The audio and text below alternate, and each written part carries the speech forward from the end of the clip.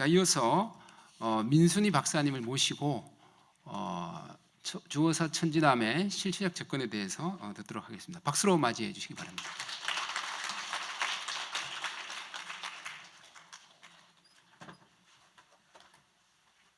네, 안녕하십니까. 주어사 천지남의 실체적 접근이라는 발표를 준비한 민순의입니다. 저 같은 경우는 제가 이제 몸담고 있는 불교사회연구소에서 주어사 천지남 그리고 포함해서 공공성지랑 관련된 세미나를 이제 준비를 하면서 송탁 스님 그리고 이제 우리 불교역사 제자리 찾기 운동 본부랑 처음으로 인연을 갖게 됐고, 그래서 쭉 이제 기존의 연구들이라든지 현황 같은 것들을 그냥 쭉 따라갔죠. 저는 실무자 입장에서. 그런데 지난 올해 초에 이제 역사 바로잡기 운동, 제자리 찾기 운동 스님들 그리고 비구니회 스님들이랑 같이 주어사 터에도 같이 갔었고, 또 그 전에도 제가 주어사 천지남 쪽 그 터에 출장도 갔었고, 현지 답사. 그러다가 올 여름에 우리 회장님, 우리 오늘 사회 진행을 맡으시는 우리 이상훈 선생님께서 회장으로 계시는 그 교불련에서 관련한 발표를 하게 됐습니다. 발표를 하고 글을 쓰고 하면서 어느덧 이 주제가 주어사 천지남 이게 제 관심 주제가 되어버렸어요. 저희 주제가 되어버려가지고 앞으로도 계속 관련해서 연구를 지속을 해나가야 되겠다, 이제 이런 생각을 하고 있는데요. 제가 글을 쓸 때도 그랬고, 또 우리 첫 번째로 기조발제해 주신 이병주 선생님이랑 말씀 나눌 때도 그렇고, 이창익 선생님 글을 볼 때도 그렇고, 그리고 제가 글을 쓰면서도 그렇고, 막 되게 정신이 없고, 일단 그러니까 선생님들 글은 좋은데 기본적으로 제가 답사를 가면은 주어사가 이렇게 쭉 있고 천지남이 이렇게 있고 거기서 지금 어떻게 진행이 되고 있고 하나하나는 알겠는데 이 전반적인 그림이 잘 안 그려지는 거예요. 전반적인 그림이 안 그려지고, 그러다가 이제 훅 지금 막 저쪽에서 진행되고 있는 그 성지화 작업 이런 거 보면은 막 갑자기 또 울분이 막 치밀어 올라가지고 막 감정적으로 소모하다가 막 지치고, 이제 이런 걸 되풀이하다가 안 되겠다. 주어사랑 천지남의 역사적 실체성에 대해서 내가 한번 좀 정리를 해봐야 되겠다는 생각이 들었습니다. 그래서 이번에도 이렇게 실체적 접근이라는 주제로 한번 마련을 해봤는데요. 제 처음 취지는 그거였어요. 일단 지금 현황이 어떻든 모르겠고, 천주교 쪽에서 어떻게 진행을 하고 있는지 나 모르겠고, 일단 역사 속에서 어떻게 존재를 했는지를 내가 한번 톱파보자. 사료랑 모든 발굴 자료 같은 것들을 가능한 한 다 모아보자. 그래서 한번 상상적으로 재구성을 해보자. 어느 정도는 저는 성공을 한 것 같습니다. 그리고 글을 쓰면서 또 어떤 자료들은 와, 이게 내가 처음으로 아마 발견을 해가지고는 발표를 하는 걸 거야 이러면서 굉장히 의기양양 으쓱으쓱하면서 이게 중요해, 여러분들한테 말씀드리면 좋아하시겠지? 이렇게 막 그러고 왔는데, 아까 점심시간에 흥탁 스님한테 말씀드렸더니 어머 2017년부터 알고 있었어 막 이러셔가지고 아직 갈 길이 멀구나, 이제 이런 생각이 들기도 하는데요. 어쨌든 제가 준비한 걸 한번 여러분께 말씀을 드리도록 하겠습니다. 저는 말씀드리지만은 사료와 발굴 자료, 고지도 이런 것들을 통해서 과거의 얘들이 어떤 식으로 존재했었는지를 상상적으로 재구성하는 게 목표였고요. 이제 현황이라든지, 그래서 사진도 제가 준비한 것들이 있지만은 현황의 사진들이 많이 있지는 않습니다. 그런 것들에 대한 그 사진은 안 되겠습니다. 제가 자리에 좀 앉아서 하도록 하겠습니다. 선생님. 네, 우선 목차는 고지도를 먼저 보고 유물로 주어사를 보고 사료로 천지남을 보겠다라고 했는데요. 사실상 사료의 주어사가 하나도 안 나와요. 재밌게도. 그리고 천지남에 대한 유물은 지금 알 수가 없죠. 천지남은 이미 천주교 쪽에서 성지화 작업이 이루어졌기 때문에 그 아래 있는 유물 발굴이 안 돼요. 그래서 어떻게 하다 보니까 주어사는 유물로 보게 됐고 천지남을 사료로 보게 됐어요. 근데 이거 굉장히 중요한 것 같습니다. 이거 잘 기억을 해두시고요. 그 다음에 권철신학파의 강학회의 성격이 무엇일까를 한번 톱파봤는데요. 조금 전에 우리 이창희 선생님께서도 소개를 하셨던 정약용의 글들의 천지남 주어사에 대한 글이 좀 있어요. 그거하고 우리 샤를 달레, 한국 파리 외방 선교사였었던 달레가 쓴 그 책의 제목이 뭐죠? 예, 천주교회사인가요? 예, 그 부분을 꼼꼼히 봤어요. 내용을 비교를 했거든요. 의외로 두 개를 꼼꼼하게 비교하면은 재미있는 사실들이 이제 이게 실체였겠구나라고 짐작이 되는 부분이 있습니다. 그런 부분들 좀 보도록 하겠습니다. 자, 레이저 빔이 되나요? 어딘가요? 안 보이죠? 어쩔 수 없네요. 오케이. 오, 역시 주인이 하시니까. 이창희 선생님 거였어요. 네. 자, 여기가 앵자봉이라는 데입니다. 앵자봉, 광주시 태촌면이랑 여주시 산내면, 삼복면 사이에 있는 산입니다. 선생님들 여기 많이 가보셨죠? 저보다 더 많이 잘하실지도 모르겠는데요. 이 입지를 잘 보셔야 돼요. 제가 체크해놓은 여기가 어딜까요? 여기 두물머리입니다. 여러분, 이 지도를 잘 기억해 주세요. 두물머리라 함은 여기서 북한강이 내려오고 남한강이 흐르고 여기서 물이 합쳐져 가지고 한강길로 간다는 거죠. 지금이야 우리가 도로가 워낙 발달되어 있어 가지고 차로 다니지만 옛날에는 다 강으로 다녔죠. 물길로 다녔죠. 그럼 옛날에 사람이랑 물자가 이렇게 강들을 따라서 수송이 된다는 소리입니다. 그러면은 자, 서울 쪽, 한양 쪽에서 왔을 때 이렇게 여기서 내려가지고는 아무래도 이쪽을 먼저 들렸겠죠. 그쵸? 그리고 실제로 여주 군청은 이쪽에 있어요. 그래서 이 삼북면 쪽은 여주 군청 쪽의 생활권이 아니었어요. 우리 이병두 선생님께서 여주 분이시고 여주 출신이시고 저도 본관이 여흥민 씨. 그래서 여흥이 관심이 굉장히 여주를 굉장히 사랑하는 사람 중에 하나인데 우리 이병두 원장님의 증언에 따르면은 오히려 이쪽은 생활권이 이쪽이랑 가까웠다는 말씀을 하셔가지고는 여기랑 묶으면 안 되겠구나 이제 이런 생각을 하게 됐습니다. 예, 아까 제가 보여드렸던 거는 그냥 면들이 있는 데고 실제로 사찰들은 어디에 있을까를 보기 위해 이렇게 놔뒀는데 똑같은 척도로 제가 줄여가지고 나란히 보긴 했지만은 조금 잘 모르겠죠. 그래도 약간 위치 차이가 있는 건 보이시죠? 한 지도에 놨더니 요 정도 거리예요. 이 척도로 보면 이게 1km거든요. 대충 이 두 개 사이의 거리는 2km 내지 2.5km 정도 될 걸로 생각이 됩니다. 근데 지도상이 다음 지도인데요. 다음 지도상에서 이 실제로 이제 걸어서는 몇 킬로쯤 되나 물어봤더니 길이 없대요. 그러니까 지금은 길이 없어. 근데 한번 가보고 싶어요. 여러분들 한번 송탁스님 한번 걸어서 능선 넘어가 보도록 해요. 어떤 식으로 될지 위험하죠. 네, 근데 한번 해보고 싶죠. 네, 이렇습니다. 자, 제가 또 이 지도를 가지고 오는 거는 좀 이따 그 지도를 볼 건데 조금 헷갈릴 수가 있어가지고 광주, 여주 접경이 어떨까를 지금 보고 있습니다. 여기가 앵자산이고요. 자, 여기가 양평이죠. 양근, 지평 두 개가 합쳐져가지고 양평이라고 맨날 이병도 선생님께서 말씀하시는 곳이고 여기가 맞나요? 여기 여주인가요? 그죠? 여기가 여주고 여기가 여기 광주시인데 대충 여기가 다 광주예요. 이렇게 접경이 되어 있는 겁니다.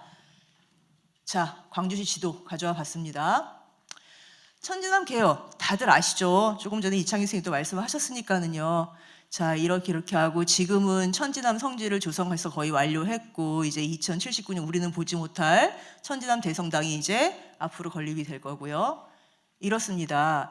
천지남 사진 굉장히 제가 많이 가지고 있는데 다 수록하지 않았고요. 아까 말씀드렸던 제가 여름에 냈었던 교불련 학회지에 냈었던 책을 보시면 많이 참조하실 수 있을 텐데요. 가보셔서 알겠지만은 천지남터가 굉장히 넓어요. 그죠? 근데 설마 그 넓은 터가 특히 아까 제가 말씀드렸던 이 대성당 건립할 여기는 어마어마하게 넓은 축구장 몇 개 들어갈 것 같은 운동장이잖아요. 설마 거기가 다 절이었겠습니까? 실제로 절은 가장 안쪽에 있는 아까 이창희 선생님께서 말씀하셨던 소위 한국 천주교 창립 5인의 묘가 있는 거예요. 5위의 묘가 있는 거예요. 이건 이제 왼쪽에서 본 거고 오른쪽에서 본 겁니다. 자, 요 사이 앞에 요런 돌계단이 있어요. 돌계단 이게 요거예요. 그 밑에 이런 터가 있어요. 우린 다 알죠? 딱 봐도 법당터입니다. 그죠? 예. 이 밑에 이제 뭐 이제 여기 있었겠고 실제로 이 밑으로는 물도 있어요. 아, 그러면 딱이죠. 딱 건너가 약수터도 여기 있고 이렇게 돌계단을 넘어가면은 이 터가 있는 거예요. 법당터예요. 여기에다가 묘를 썼어요. 제가 여기 가가지고 주저앉았어요. 너무 화가 나가지고. 자, 여기 계신 이 스님은 누구? 저기 우리 미래본부 여해국장 스님이십니다. 같이 저랑 같이 출장 가셔가지고 사진에 나오셨습니다. 네. 자, 이게 아까 말씀하신 이벽의 강학터라는 곳입니다. 이게 어디 있냐면요. 여기 오이묘 요쪽이에요. 오른쪽으로 좀 안으로 들어가면은 이곳이 있는데 지금 나무 때문에 좀 이상해 보이지만 사실 여기에 딱 보면은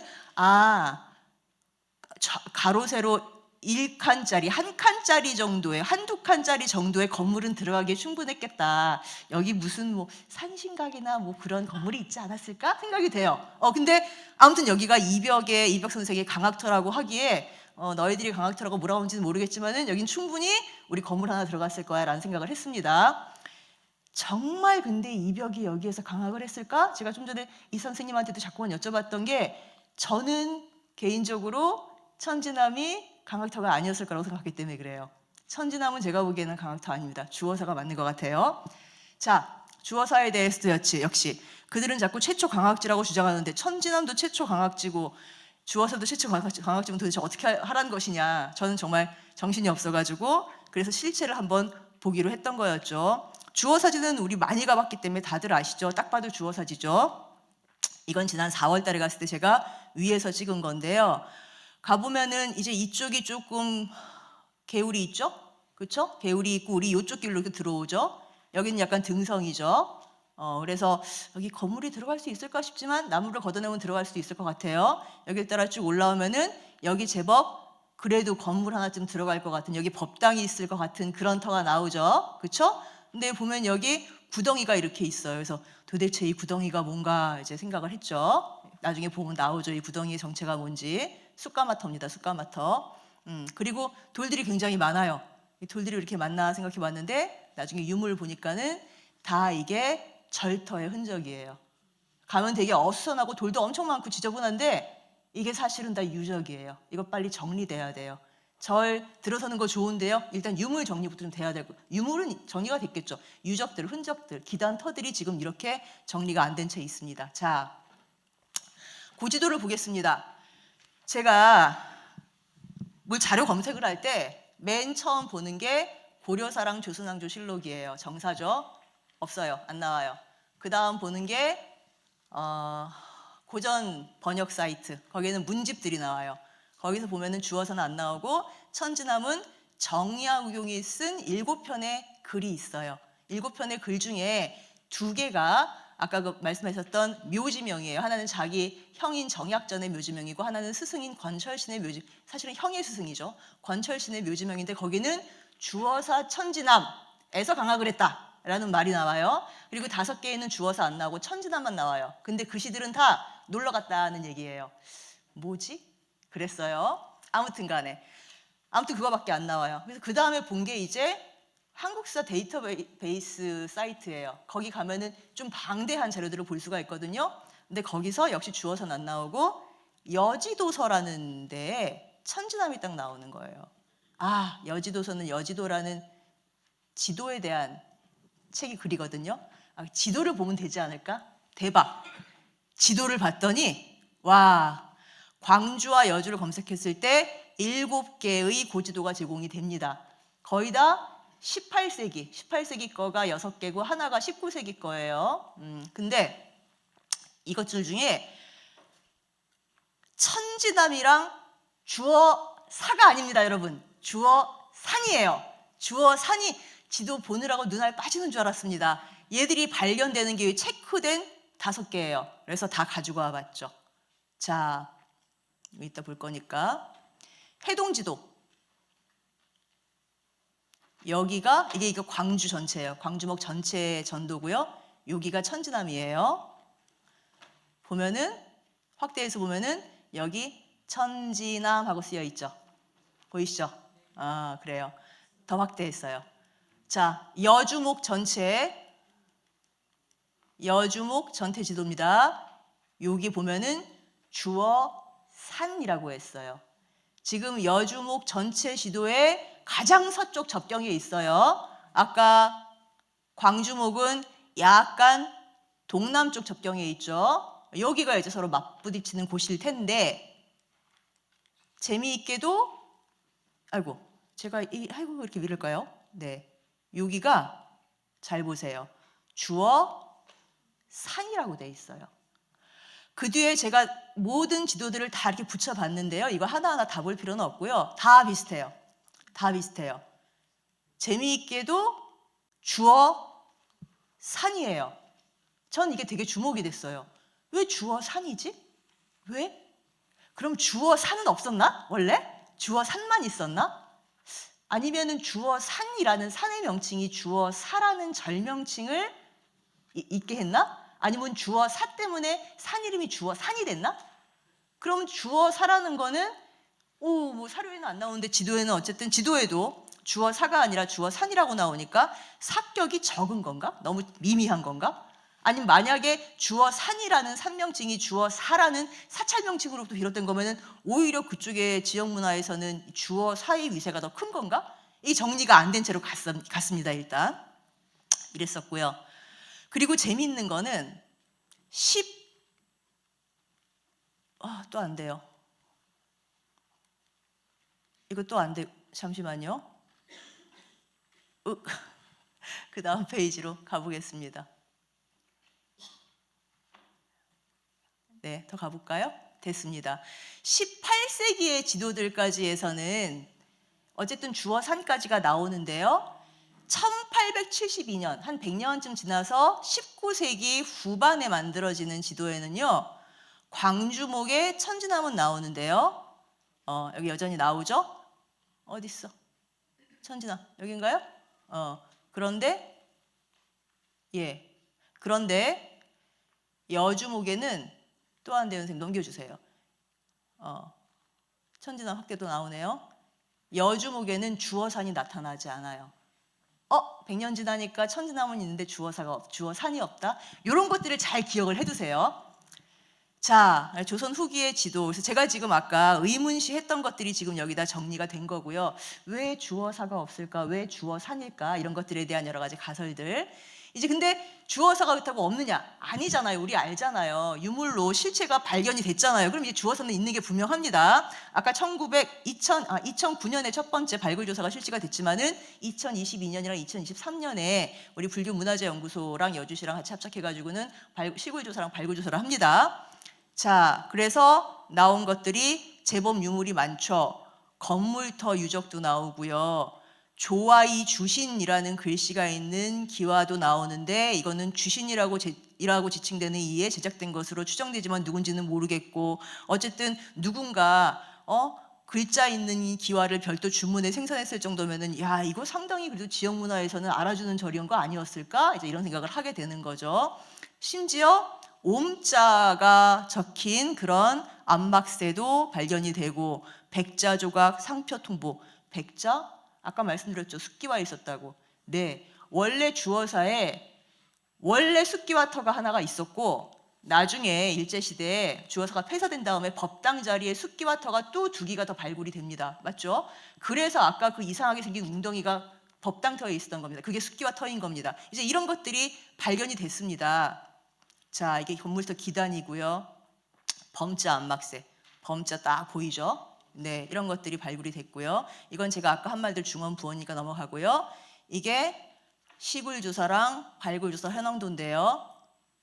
여기 겉에 있는 것들은 이제 위도 경도를 나타내는 거고, 우리 높이를 알 수 있는 거는 이것들이에요. 여기가 높이가 400m, 여기가 375m가 있으니까 이렇게 우리 올라가는 길인 거죠. 우리 아시죠?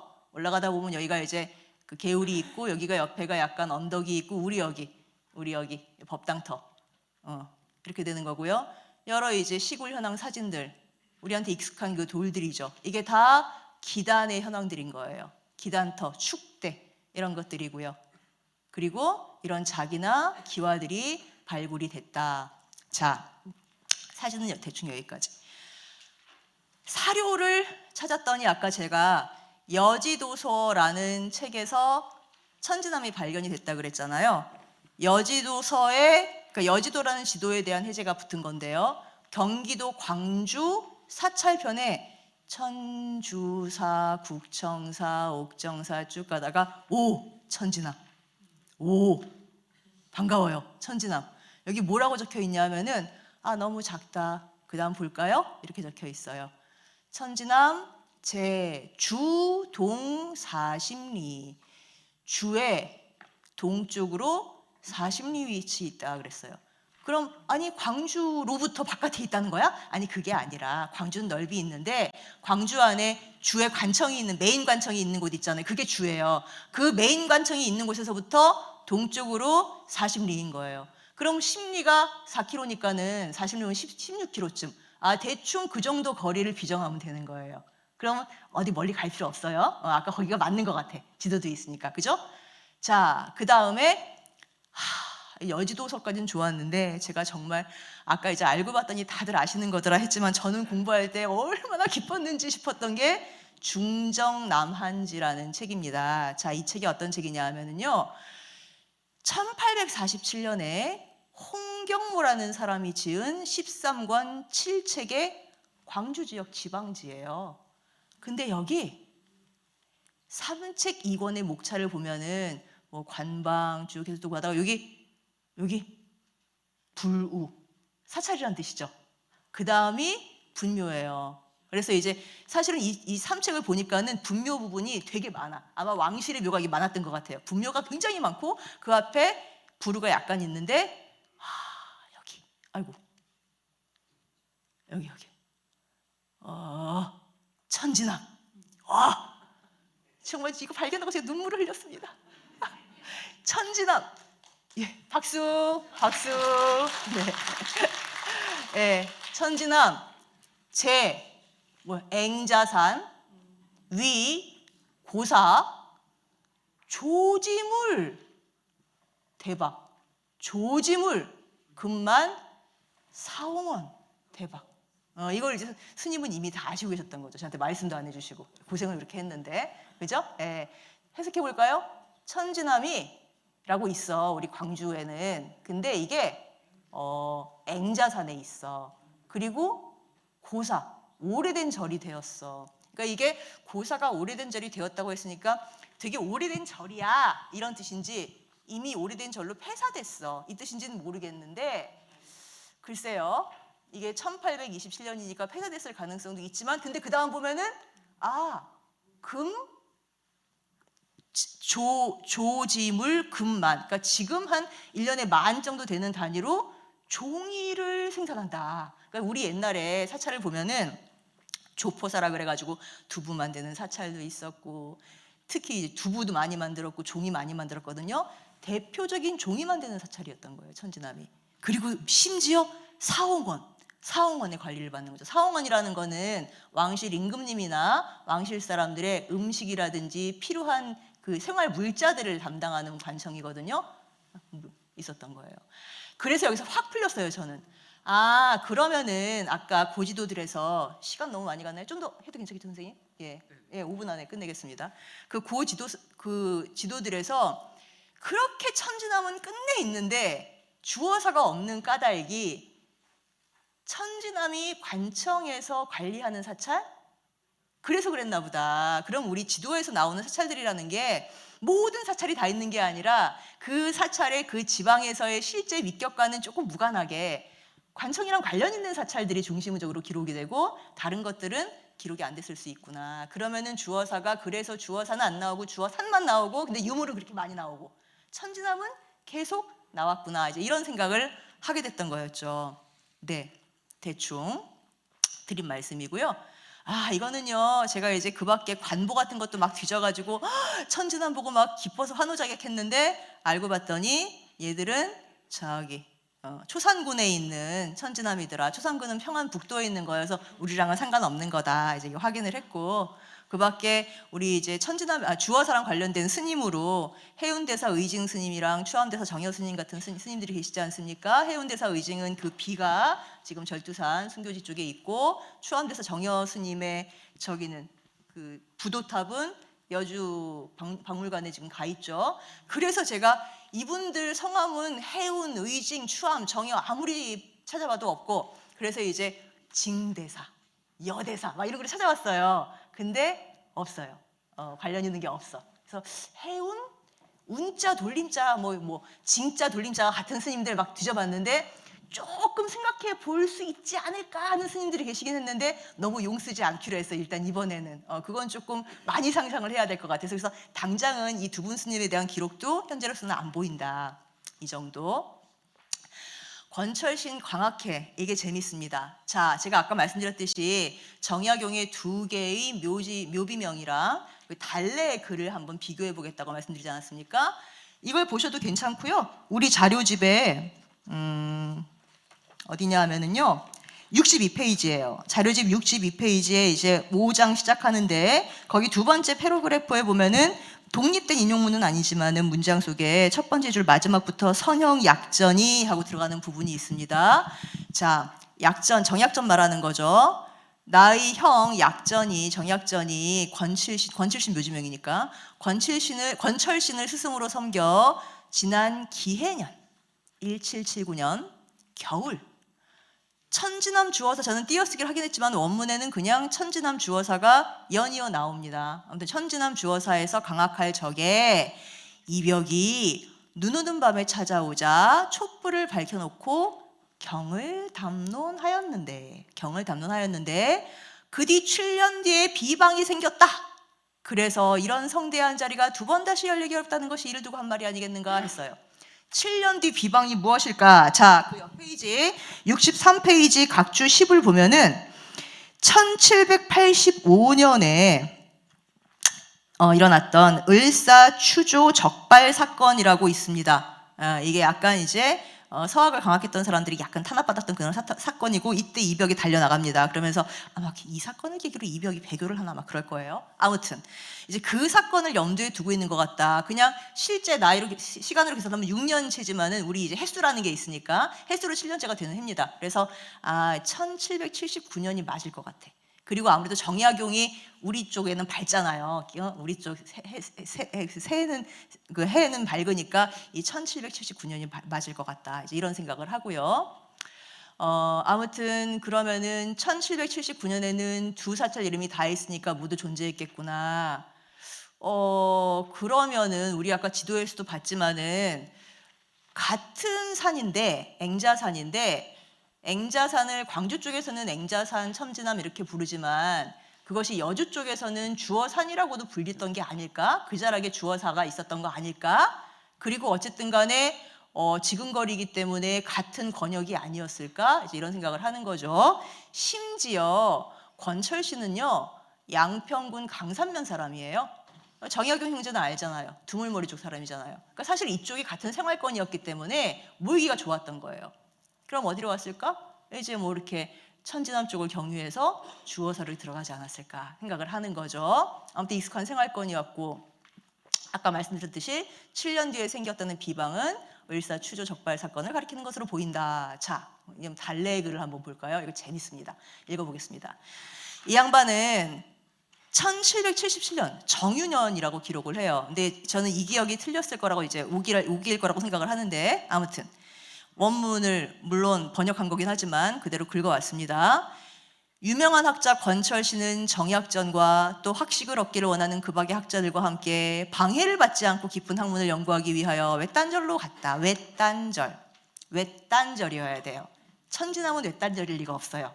조지사니까 시끌벅적했을 거예요. 어쨌든 이 소식을 들은 이벽은 크게 기뻐하며 자기도 그들 있는 곳으로 가기로 결심하였다. 이벽은 어디 사람이냐 하면은요, 이벽은 포천 사람이에요. 아까 말씀하셨잖아요. 포천에서 오는 거예요. 그럼 역시 두물머리 쪽으로 해서 들어왔을 겁니다. 그쵸? 자, 때는 겨울이라 길마다 눈이 덮였고 절까지는 백열이나 되었다. 그러나 그런 곤란이 그렇게도 열렬한 그의 마음을 꺾을 수는 없었다. 그는 즉시 출발하여 사람이 달릴 수 없는 길을 용감하게 걸어갔다. 목적지까지 얼마 안 되는 거리 갔을 때 밤이 되었다. 기다릴 수가 없어서 내처 길을 계속하여 마침내 자정에 어떤 절에 도착했습니다. 자정에 도착했는데 길을 잘못 들어놨다는 것과 자기가 찾아가는 절은 그 산, 이거 중요해요. 뒤쪽 하너리에 있대. 뒤쪽 사너리. 그러니까 어떤 절에 갔는데 잘못 갔어. 내가 가야 될 절은 그 산의 뒤쪽 사너리에 있는 거야. 근데 이 사람 포천에서 왔죠? 두물머리에서 왔겠죠? 처음에 천진난에 갔구나. 잘못 갔구나. 그 다음 산을 건너서 주어사에 갔구나. 주어사에서 강학하고 있었구나. 이 사람들이 이렇게 생각이 되는 거였죠. 그래서 어쨌든 간에 동행케 해서 스님들을 깨워서 맹수들의 습격을 받기 위해서 막 해가지고는 희망하던 목적지에 도착하였다. 또 한 가지, 아까 눈 오는 밤이라 그랬어요. 그러니까 이게 지금 증언이 일치하는 거예요. 1779년이냐 77년이냐 그 차이가 있을 뿐이지만은 겨울 눈 오는 밤이었고 이벽이 밤에 찾아왔어. 같이 있었던 거죠. 정약용은 며칠 있었는지 얘기하지 않았지만 달래의 글에는 10여일이 있었다고 합니다. 10여일이 있었다고 하고요. 지금 제가 여기는 적지 않았는데 그 다음에 우리 64페이지에 보면은 요 제가 지금 인용한 글 뒤에 쭉 이어지는 글들이 있어요. 좀 더 읽어볼까요? 여기는 없나요? 어떤 얘기가 나오냐 하면은 목적지 도착하였다. 64페이지 좋네요. 자, 연구에는 두 번째 패러그래프, 연구에는 10여일이 걸렸다. 그동안 하늘, 세상, 인성 등 가장 중요한 문제의 해결을 탐구하였다. 예전 학자들의 모든 의견을 끌어내어 한 점 한 점 토의하였다. 그 다음에 성현들의 윤리서들을 연구하였다. 끝으로 서양 선교사들이 한문으로 지은 철학, 수학, 종교에 관한 책들을 검토하고 그 깊은 뜻을 해득하기 위하여 가능한 한 온 주의를 집중시켰다. 이 책들은 조선 사절들이 여러 차례에 걸쳐 북경에서 가져온 것이었다. 실은 당시 조선의 많은 학자들이 그러한 책들에 대해 알고 있었으니 극까닭은 연례적인 사신 행차 때에 조선 선비들이 따라가서 서양의 과학과 종교에 대해 중국인과 대화를 나누었기 때문이다. 이렇게 나와요. 그 다음에 좀 더 이어지는, 그래서 이제 제가 이 제 발표문에서도 적어놓지는 않았는데 어떤 내용이 나오냐. 나오네요. 67페이지. 그 다음에 67페이지 가운데 보면은 인용문 그래서 즉시로부터 볼까요? 가운데쯤에 보면은 한 8제쯤 줄에 즉시로 나오죠. 즉시로 그들은 세종교에 대하여 아는 것은 전부 실천하기 시작하여 매일 아침 저녁으로 엎드려 기도를 드렸다. 7일 중 하루는 하느님 공경에 온전히 바쳐야 한다는 것을 읽은 후로는 매월 7일, 14일, 21일, 28일에 다른 일은 모두 쉬고 묵상에 전심하였으며 또 그날에는 육식을 피하였다. 아무에게도 말하지 않고 비밀리에 실천하였다. 얼마나 실천했는지는 모르겠지만 1년의 사실로 보아 대부분이 오랫동안 그 일에 충실치는 못했던 것 같다. 그러니까 10일 동안 강학하면서 결국은 다 개종을 했나? 아니지. 10일 동안 있었는데 7일, 21일, 7일, 14일, 21일, 28일이면은 그거 아니잖아요. 그럼 이벽이 간 다음에도 이 사람들은 신앙생활을 계속했다는 것인가? 그거는 생각을 더 해봐야 된다. 지금 이 글이 이벽이 자기의 무리들과 함께 개종을 했다는 것인지, 종교에 전심을 했다는 것인지, 아니면 강학회 사람들이 있다는 것인지는 확실치 않아요. 게다가 중요한 거는 우리 정약용의 글에 따르면은 이런 쪽에, 이 종교 쪽에 관한 얘기가 전혀 나와 있지 않아요. 오히려 정약용은 이렇게 기록을 합니다. 경을 담론하였다. 그러고요. 노감, 권철신입니다. 직접 규정을 정하여, 이거는 이제 정약용의 기록인 거죠. 증명인 거죠. 증언인 거죠. 새벽에 일어나서 냉수로 세수한 다음 숙야잠을 외우고, 해뜰 무렵에 경제잠을 외우고, 정오에 사물잠을 외우고, 해질녘에 서명을 읽게 하였다 그랬어요. 이거 우리 김용태 선생님도 잘 아시고 계시는 것인데 한번 발표도 하신 적이 발제문에 넣으신 적도 있었고, 이거 모두 성리학 쪽의 수행론들이에요.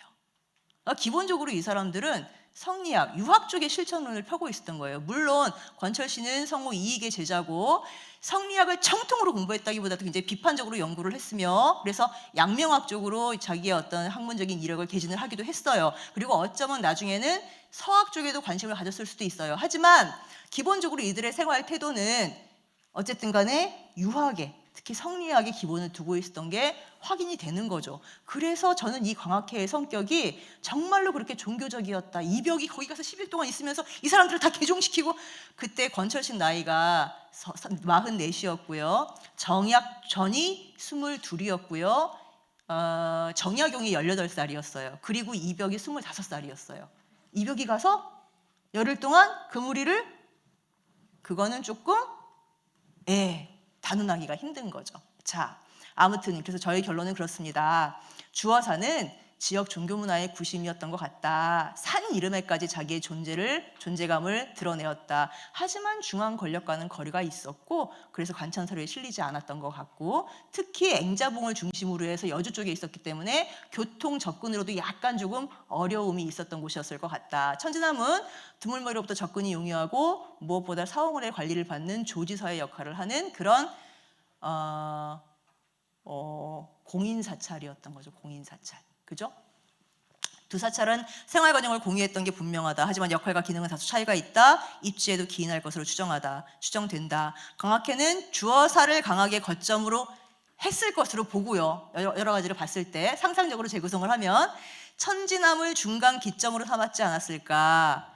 그리고 성리학의 수행록을 규범으로 하되 양명학과 실학 등을 폭넓게 섭렵했을 것으로 추정이 되고 서학에 대한 관심도 보였을 가능성이 있지만 종교적으로 완전히 개종을 그러니까 종교적으로 이제 쭉 그쪽으로 들어가서 생활까지 했을 것 같지는 조금 많아 보이고 주어산으로나마 흔적을 남겼던 주어사가 또 한 가지 중요한 거 아까 1879년 지도인가요? 거기에 나타나지 않았죠. 우리 왜 그 전승담에 의하면은 이 주어사에서 강학했던 분들이 나중에 어쨌든 간에 처형당한 다음에 스님들도 같이 당했다 그러잖아요. 100년 뒤에 폐사됐구나. 그래서 안 보이나 보다. 이런 생각을 하게 됐다. 그래서 제가 여기까지가 제가 이제 지도와 사료와 이런 유물들을 보면서 상상적으로 재구성한 나름대로의 주어사와 천지남의 실체적인 모습이다라는 걸 말씀드리면서 발표를 마치겠습니다.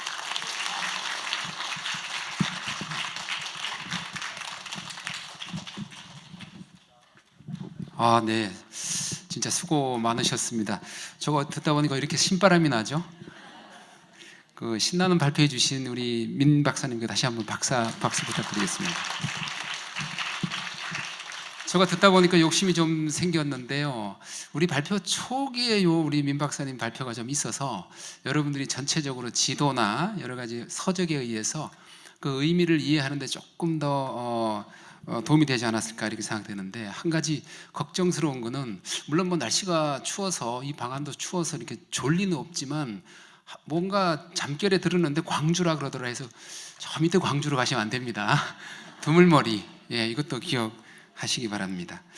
제가 이제 시간 관리를 좀 하고 있는데 어차피 지금 하나의 발표가 남아 있고 또 질의응답 시간도 좀 있어서 지금부터 한 10분 정도 쉬고 다시 이어서 가도록 하겠습니다. 잠시 쉬겠습니다.